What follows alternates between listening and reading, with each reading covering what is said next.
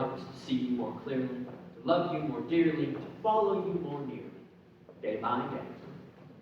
Amen. Please be seated.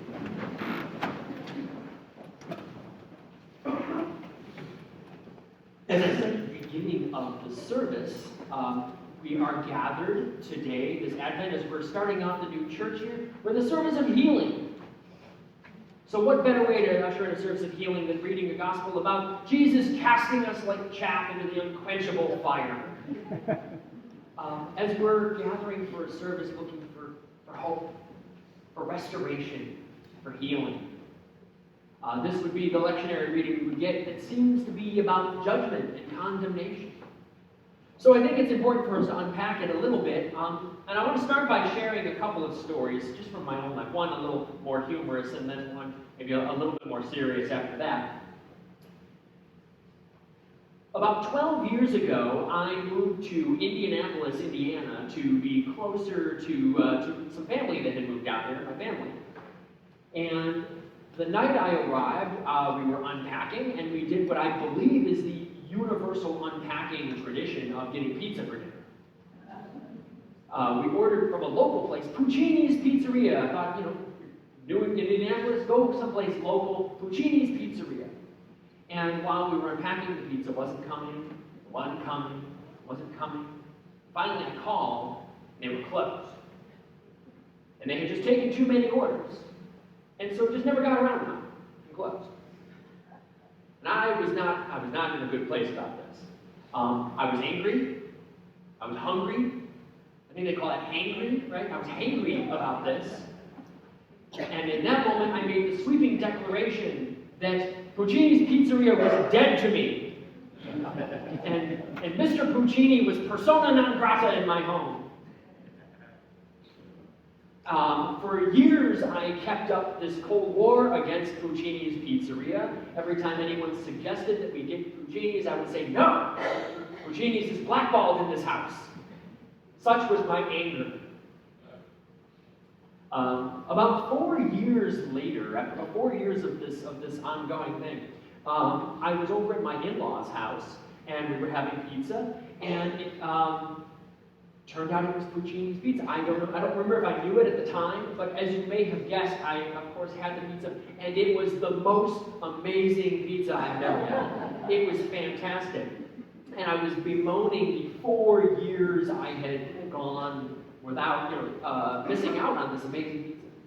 Now, as silly as this sounds, using this example, it was a moment when I realized that the only person I was hurting by refusing to let this go and just be healed, the only person I was hurting was myself. And sometimes, when we're all seeking healing for one thing or another, some ways in which we may have been hurt, or some way in which we may have hurt someone else, something maybe that we need to seek forgiveness for, or something that we need to forgive, sometimes we're just not ready yet. And that's an important thing for us to realize in coming for healing, is that you need to be ready to seek healing sometimes before that healing process can start. And there's not necessarily a timeline for it. Now, I look at our gospel reading, and I see the Sadducees and Pharisees coming, and John the Baptist seems to be telling them that they are condemned to unquenchable fire. I read through several different translations and looking in the original Greek to see, is Jesus, are they really saying Jesus is going to condemn people to unquenchable fire? And yes, that's what's in there. Jesus will condemn them to unquenchable fire.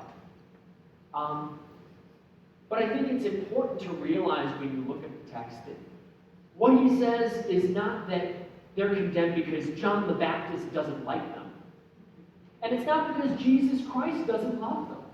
And it's not because God's unwilling to forgive them or embrace them. But it comes from the Sadducees and Pharisees being in a place where they are judging and condemning and hurting their fellow children of God around them. And then want to come and ritually be clean.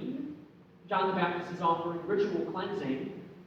But then they want to go back to their old lives of just condemning and judging and hurting others. They don't actually want to change their ways.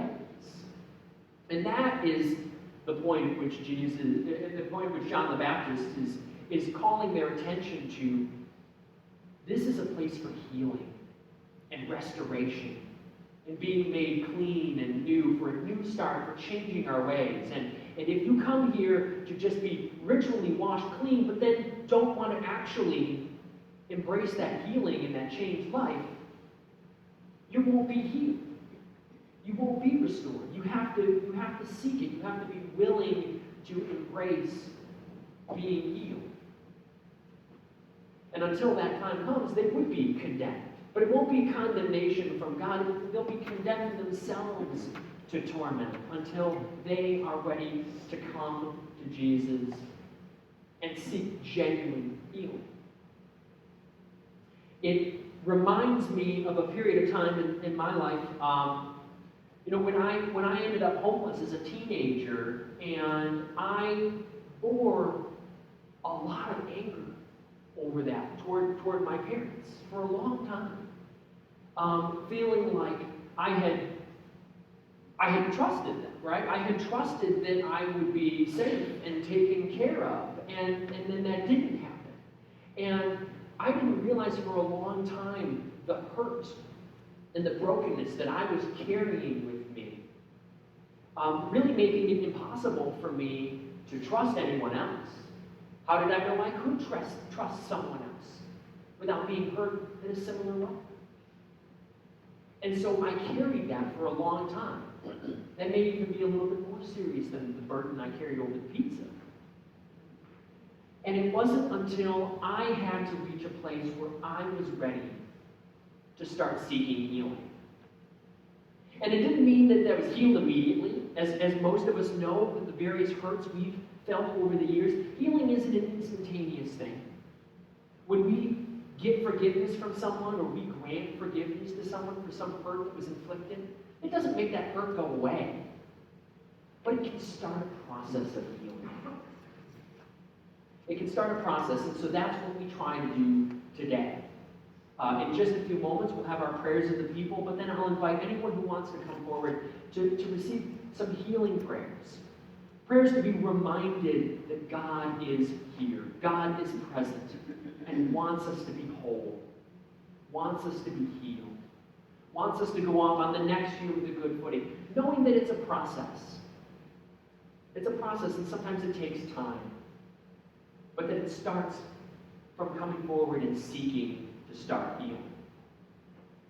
So whether you're carrying some grievous burden of someone like Puccini's that may have hurt you in some way, and you're continuing to carry that burden and just want to let it go, or something more serious, a serious wound between family members, or some way that you're struggling with grief because of a way that you've hurt someone, and you want to be able to seek to let that go and start a process for healing. Let's let this moment be a moment that all of us are invited to come here and gather with one another and to say, it's a new year. Let's start seeking healing together in this moment. I'll get my healing oil so you're ready to go. But let us do like John the Baptist invited the Pharisees and the Sadducees to come forward, seek genuine reconciliation, genuine repentance, a chance to start living a new life from this day forward.